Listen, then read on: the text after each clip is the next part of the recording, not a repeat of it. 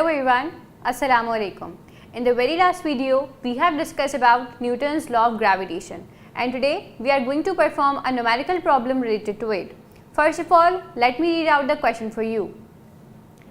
Determine gravitational force of attraction. That means इस question में मुझे क्या मालूम करना है? Gravitational force of attraction. तो मैंने डाटा में सबसे पहले लिख दिया है कि मुझे gravitational force मालूम करनी है और उसके आगे क्वेश्चन मार्क लगा दिया है. Next, between two bodies of masses 500 kilograms and 800 kilograms. जो ग्रेविटेशनल फोर्स मुझे मालूम करनी है वो दो बॉडीज के दरमियान है जिनके मासेस मुझे गिवन है, जिनको मैंने डाटा में स्पेसिफाई कर दिया है as m1 500 kilograms, as m2 at 800 kilograms. आगे पढ़ते हैं. Separated by a distance of 2 metres, और उन दोनों बॉडीज़ को 2 मीटर्स के डिस्टेंस से सेपरेट किया गया है. तो मैंने डाटा में डिस्टेंस को r से डिनोट करके 2 मीटर्स उसके आगे लिख दिया है. That is the complete data that has been provided. In the last video हमने डिस्कस किया था कि कैपिटल G हमारा यूनिवर्सल ग्रेविटेशनल कांस्टेंट होता है जो throughout the universe same रहता है, उसकी एक कांस्टेंट वैल्यू भी होती है.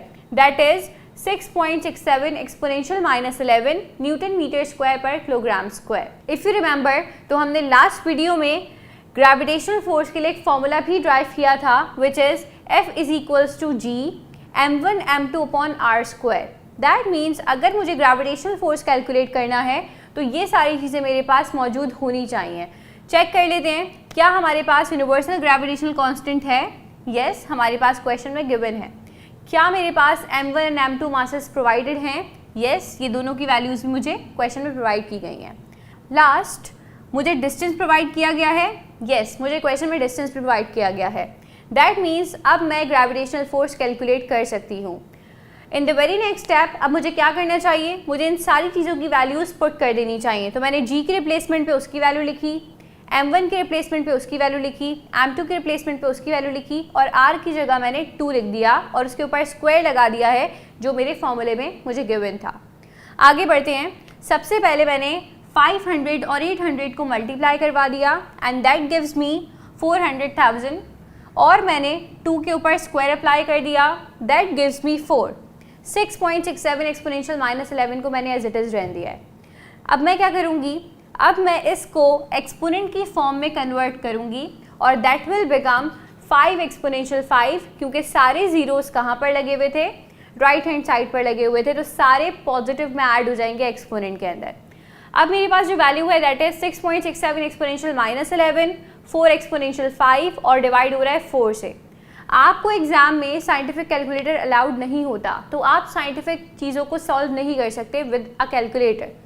आगे बढ़ते हैं. इसको फिर किस तरह से सॉल्व किया जा सके वो मैं आपको बताती हूँ. आपने क्या करना है, इसकी एक्सपोनेंट वैल्यू को और इसकी एक्सपोनेंट वैल्यू को साइड में रख देना है. जितनी कांस्टेंट वैल्यूज़ हैं उनको एक जगह कलेक्ट कर लेना है. 6.67 एंड 4 डिवाइड हो रहा है, उसको डिनोमिनेटर में लिख दें. जो एक्सपोनेंट वैल्यूज़ हमने छोड़ी थी उनको आखिर में लिख दें. Exponential -11 as it is, exponential 5 as it is. अब आपने क्या करना है, अब आपने 6.67 को 4 से मल्टीप्लाई करना है और 4 से डिवाइड करना है. यहाँ मुझे सिंपली दिख रहा है 4 से 4 कैंसिल हो जाएगा और 6.67 एज इट इज़ नीचे आ जाएगा. लेट मी रिमाइंड यू, हमने ऊपर एक चीज़ छोड़ दी थी दैट इज़ एक्सपोनेंट को सॉल्व करना. एक्सपोनेंट को सॉल्व करने का तरीका ये होता है कि अगर आपकी बेसिस सेम है तो उनकी पावर्स को हम ऐड कर सकते हैं. देखा जाए तो एक्सपोनेंशियल -11 और एक्सपोनेंशियल 5 दोनों की बेसिस सेम है, मल्टीप्लाई बाय 10 है. दैट मीन्स मैं इनकी पावर्स को ऐड कर सकती हूँ. तो नेक्स्ट स्टेप में मैंने पावर्स को ऐड किया है, -11 + 5 कर दिया है. ठीक है, दैट मीन्स मैंने यहाँ पावर्स को ऐड कर दिया है. अब आप बताइए -11 + 5 कितना हो जाएगा, -6 हो जाएगा. तो यहाँ पर एक्सपोनेंट पे हम -6 लिख देंगे और जो भी कांस्टेंट की वैल्यू का सॉल्व होकर आंसर आया था उसको एज इट इज़ लिख देंगे. इन दिस वे आपके पास जो ग्रेविटेशनल फोर्स है दो बॉडीज़ के दरमियान इस कंडीशन में वो क्या है, 6.67 exponential -6 newton. This is how we solve a numerical problem for gravitational force. In the very next video we will be discussing about the difference between capital G and small g.